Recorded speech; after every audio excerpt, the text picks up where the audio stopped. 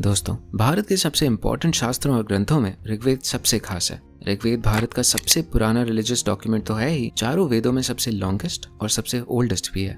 बड़े दुख की बात यह है कि जहाँ लोगों को महाभारत और रामायण एंड इवन पुराणों के बारे में ज्ञात होता है, वेदों के बारे में लोग अक्सर नहीं जानते।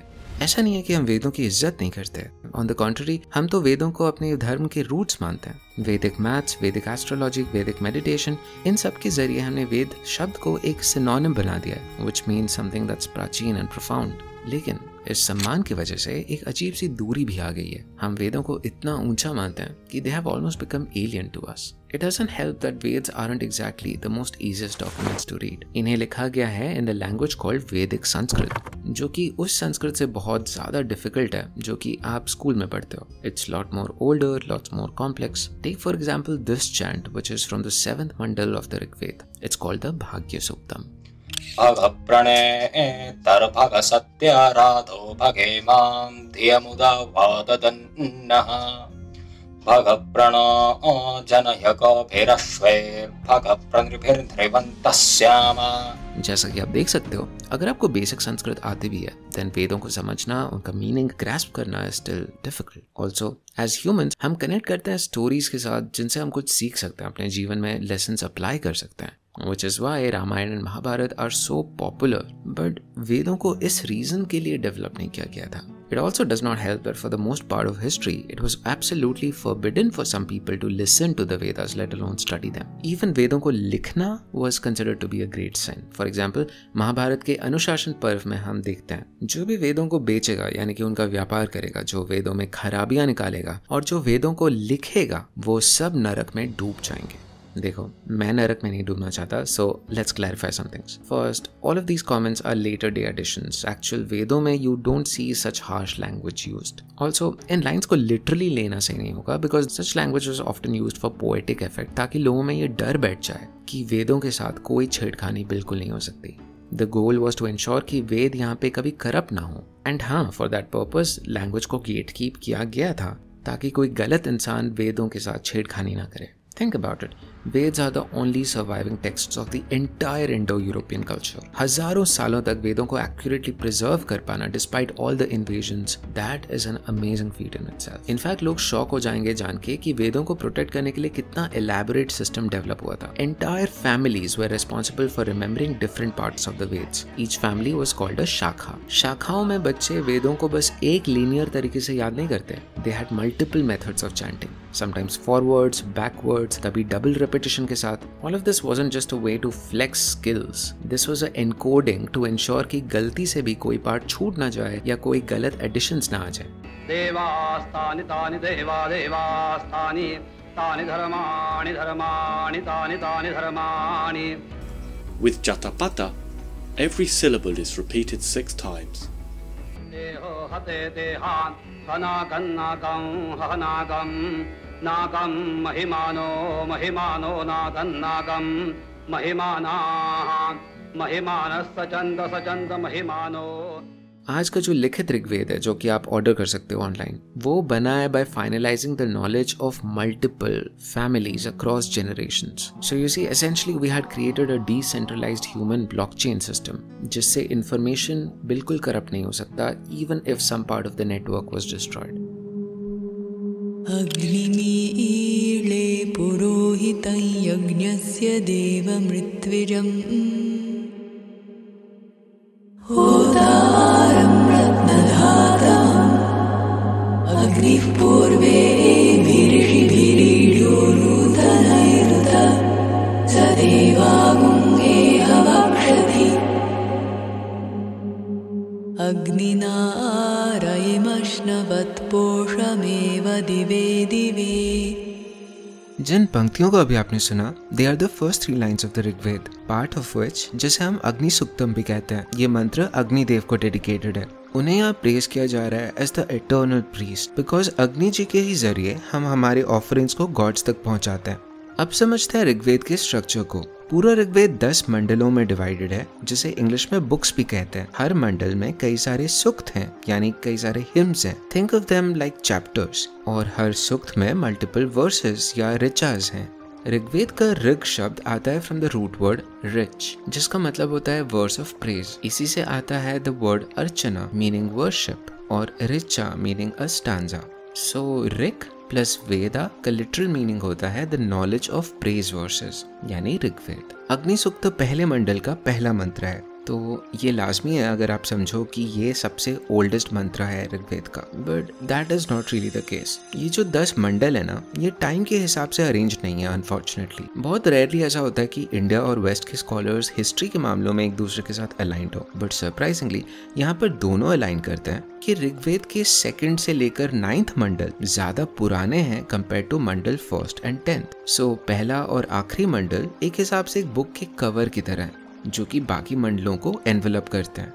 एडिशनली मंडल 2 से 7 इनको फैमिली ग्रुप्स कहते हैं, क्योंकि इन मंडलों को स्पेसिफिक ऋषियों की फैमिलीज ने लिखा था। फॉर एग्जाम्पल 2nd मंडल को ऋषि गृत्समादा ने लिखा था, who was adopted into the Bhrigu lineage। तीसरे मंडल को ऋषि विश्वामित्र और उनके क्लैन ने लिखा था। चौथे मंडल को वामदेव और गौतम फैमिली, 5वें मंडल को आत्री फैमिली ने लिखा था, 6ठे मंडल को भारद्वाज फैमिली ने और 7वें मंडल को वशिष्ठ फैमिली ने। According to the scholar Shrikant Talageri ji, इन फैमिली बुक्स में भी एक इंटरनल क्रोनोलॉजी है। According to him the oldest family books would be mandal 6, 3 and 7।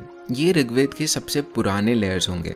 फिर उनके बाद दूसरा और चौथा मंडल कंपोज हुए थे। This was the middle Rigvedic period. और सबसे अंत में मंडल 5, 8, 9, 1 और 10 कंपोज हुए थे। 5वां मंडल इंटरेस्टिंग है because it is a family group but was written in the later stage. So according to Talageri ji, the heart of the Rigveda are mandal 6, 3 and 7 which are composed by Rishi Bharadwaj, Vishwamitra and Vashishtha ji के क्लैन्स। यहीं से आते हैं पूरे हिंदू धर्म के 2 सबसे सीक्रेट मंत्र। पहला है गायत्री मंत्र, जो कि तीसरे मंडल के 62nd सूक्त का 10वां श्लोक है। ओम तत्सवितुर्वरेण्यम भर्गो देवस्य धीमहि धियो यो नः प्रचोदयात्। हम उस देव सावित्र की सुंदर शोभा को प्राप्त करें जो हमारे विचारों की मार्गदर्शन करते हैं।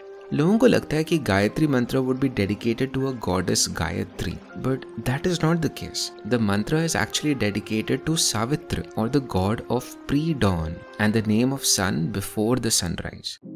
The mantra is called the Gayatri mantra because the meter in which it is composed is the Gayatri meter, which has 24 syllables in it.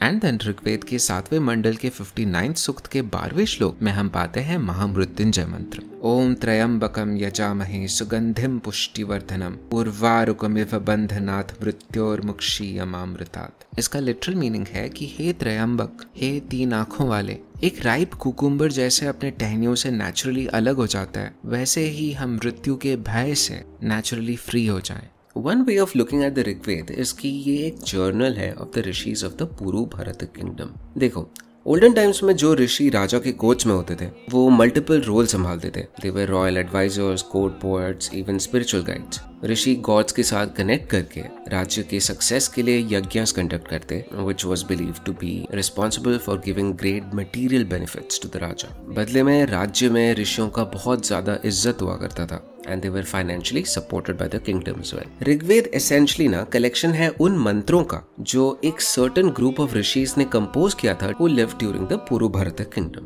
देखो, इसमें कोई डाउट नहीं है कि ऋग्वेद की सबसे इंपॉर्टेंट डेटी अनडाउटेडली इंद्रदेव हैं। Like, it's not even a question. He is the most mentioned, most praised, most lauded god almost in every mandala of the Rigved. वेदों में इंद्र जी को देवताओं का राजा कहा गया है। ये काफी सरप्राइजिंग लग सकता है आपको, कंसिडरिंग कि आज मॉडर्न टाइम्स में इंद्र कितने इररिलेवेंट हो चुके हैं। They ask you how you are, you just have to say that you're fine. Think about it.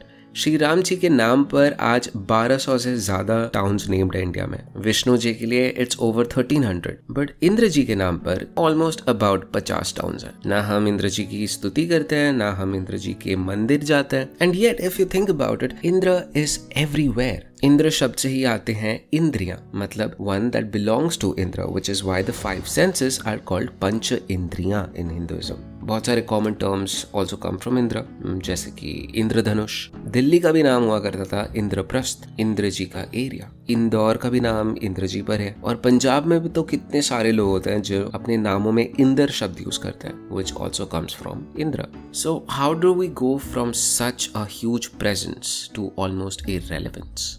देखो, ऋग्वेद के सबसे पुराने family book which is 6th mandal composed by Rishi Bharadwaj, इन्होंने अपने मंत्रों के जरिए इंद्र जी को एक वॉरियर किंग की तरह रिप्रेजेंट किया है, someone who is like a military leader. उन्हें महान इंद्रो भी कहा गया है। फॉर एग्जाम्पल 6th मंडल के 19वें सूक्त में भारद्वाज ऋषि ये कहता है, हे इंद्र, हमें बैटल जीतने वाली ताकत दे दे। हमारे एनिमीज को, चाहे वो हमारे रिलेटिव्स हों या कोई स्ट्रेंजर हो, सबको हमारे हाथ में आप थमा दो। इवन इन द 7वां मंडल कंपोज्ड बाय ऋषि वशिष्ठ, हम देखते हैं कैसे इंद्र जी ने सुदास को हेल्प किया था 10 ट्राइब्स के कोएलिशन को डिफीट करने के लिए along the banks of river Parushni या रिवर रावी। हिम्स कहते हैं कि इंद्र ने सुदास के एनिमीज को स्कैटर्ड बर्ड्स की तरह बना दिया था। पक्तास, भलनास, अलीनास, शिवास सबको डिफीट कर दिया था। Indra literally acted like Sudas का डिवाइन जनरल। उनके चैरियट को प्रोटेक्ट किया था और एनिमी ट्राइब्स को रीराउट कर दिया था। विक्ट्री के बाद, according to Shrikant Talageri, defeated tribes would move westwards. Paktas would become the Pashtuns, Bhalanas would become Baluchis, the Druhyus would become the Druids, Parthavas the Parthians and Bhrigus the Phrygians. It was only because of Indra के military support which made Sudas the most powerful king of his time. आप इस map पर जिन 5 प्रमुख जनजातियों को देख रहे हो, अनु,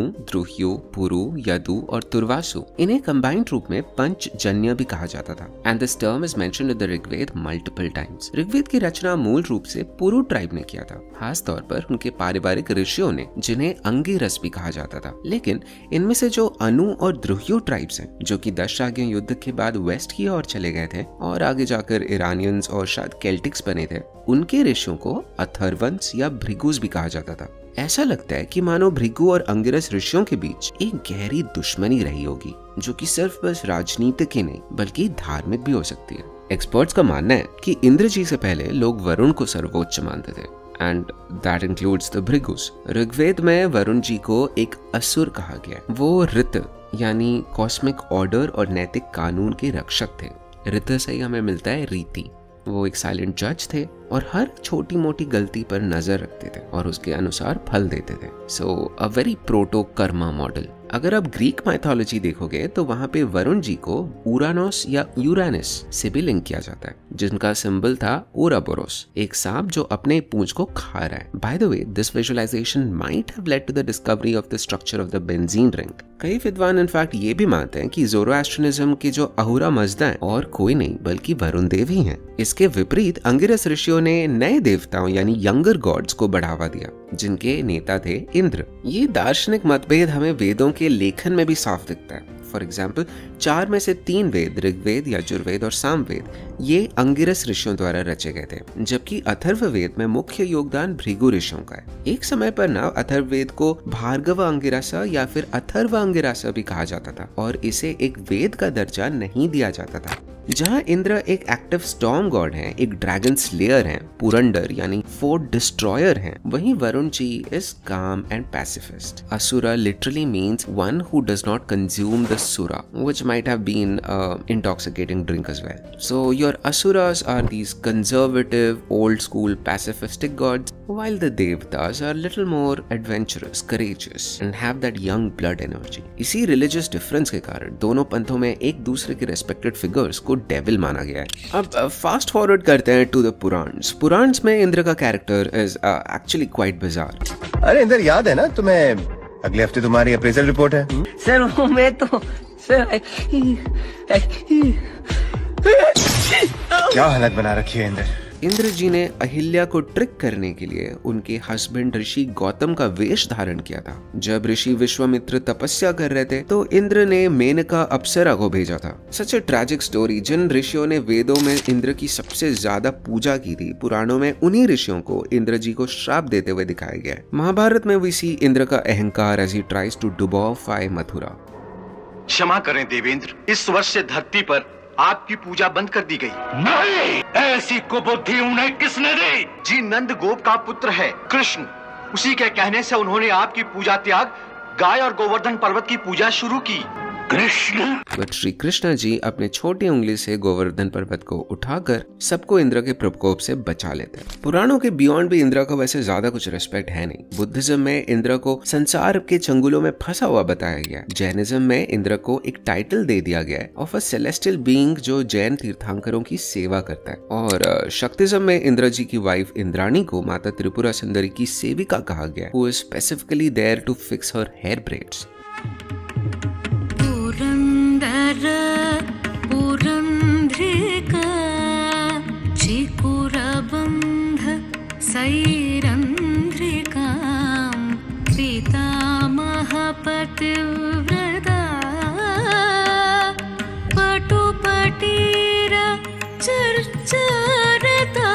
पुराणों में इंद्र की जगह त्रिदेव यानी कि विष्णु, शिव और ब्रह्मा का इंपॉर्टेंस बढ़ गया था। नाउ एक्सपर्ट्स के अनुसार each of these deities could have been the result of different assimilations of different cultures. For example, Shiva ji could have been possibly based on a Dravidian or Harappan deity like Pashupati, जो वैदिक God Rudra से fuse हो जाते हैं। विष्णु जी को उपेंद्र कहा गया यानी कि इंद्र के यंगर ब्रदर, जो कि इंद्र को हेल्प करते हैं in different missions. Yadu tribe, जो कि आर्य तो थे लेकिन वैदिक आर्य नहीं थे, उनके क्लैन में एक लोकल डेटी हुआ करते थे called Vasudev, and this Vasudev figure might have assimilated with the Rigvedic Vishnu to form the character of Krishna. This assimilative nature is nothing uncommon in Hinduism. Even think how the deity Jagannath Ji himself is an assimilation of the Puranic Krishna with a tribal god called Kitung or Neelamadhava. So what it seems like is that as more and more people entered the pantheon of Hinduism, even the gods started becoming assimilated and starting replacing the olden gods like Indra. But it should be noticed कि इंद्र जी का position को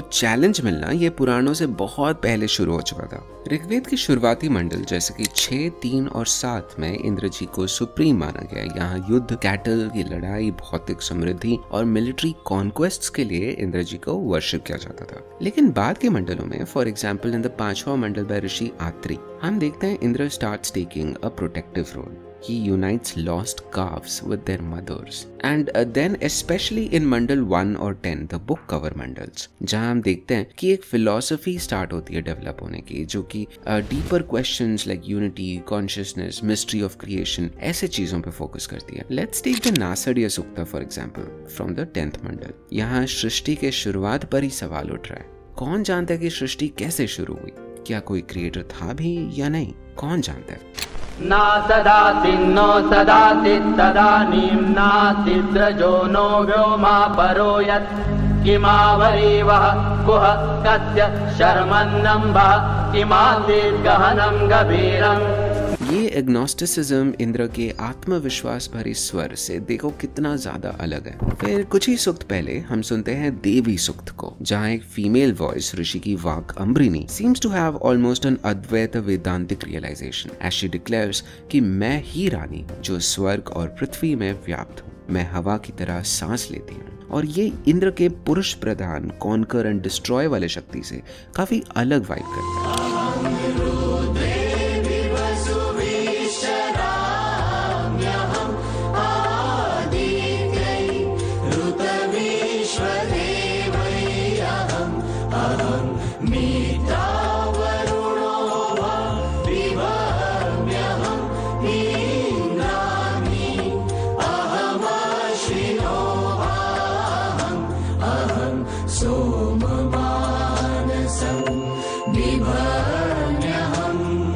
and finally आता है the संगच्छध्वम सूक्ता, जो कि unity का message देता है.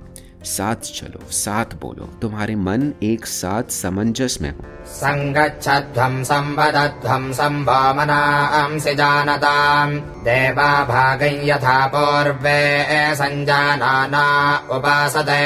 I think throughout making of this video, I can understand कि इंद्र को पुराणों में इतना मॉक क्यों किया गया है. Indra in many ways is the odd one out. एक वॉरियर हीरो जो ड्रैगन्स को मारता है, सोम पीकर खुद का गुणगान करता है. He seems like a god straight out of a Greek or Norse mythology. ये एनर्जी कभी इंडिया में सर्वाइव नहीं कर पाई, या बेटर होगा टू से कि इंडिया ने इसे डेलिबरेटली ट्रांसफॉर्म कर दिया. जहाँ बाकी इंडो यूरोपियन कल्चर्स में हीरो स्नेक्स को मार देते हैं, इंडिया में स्नेक्स को अपना लिया गया. फॉर एग्जाम्पल, कृष्ण के पाँव के नीचे कालिया नृत्य कर रहा था. शेषनाग विष्णु का बेड बन जाता है. समुद्र मंथन में वासुकी नाग रोप बन जाता होता है। इंडिया की मिट्टी में कुछ तो है कि यहाँ पे कोई भी कल्चर कभी मरता नहीं है, ट्रांसफॉर्म हो जाता है। हमारे एंसेस्टर्स ने ये डिसाइड किया कि हम इंद्रा की तरह किसी के साथ डिस्क्रिमिनेशन नहीं करेंगे। जो हम जैसा ना हो हम उसको तुच्छ नहीं मानेंगे, शांति और सद्भावना में विश्वास रखेंगे। और ये एक बहुत ब्यूटीफुल चॉइस था। बट जब आप एक्सेप्टेंस को एम्बिशन से ज्यादा वैल्यू करते हो तब desire becomes a bad word. एक कल्चर की एनर्जी जो ब्लास्ट हो सकती थी वो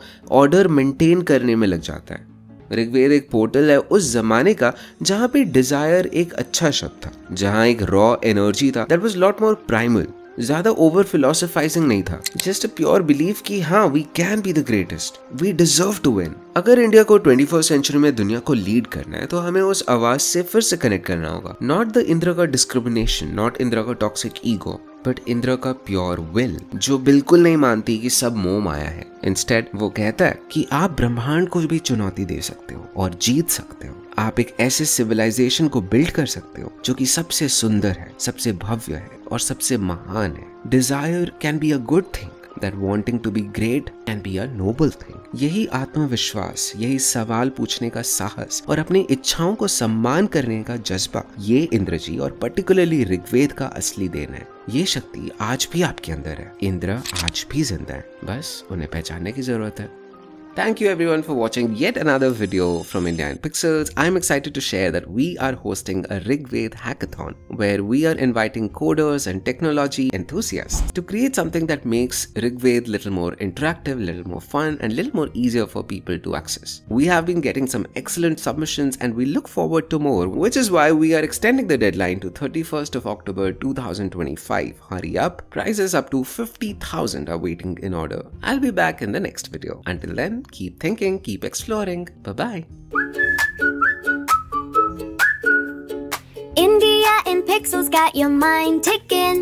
Subscribe for more, join the mission. Stay bright, keep dreaming.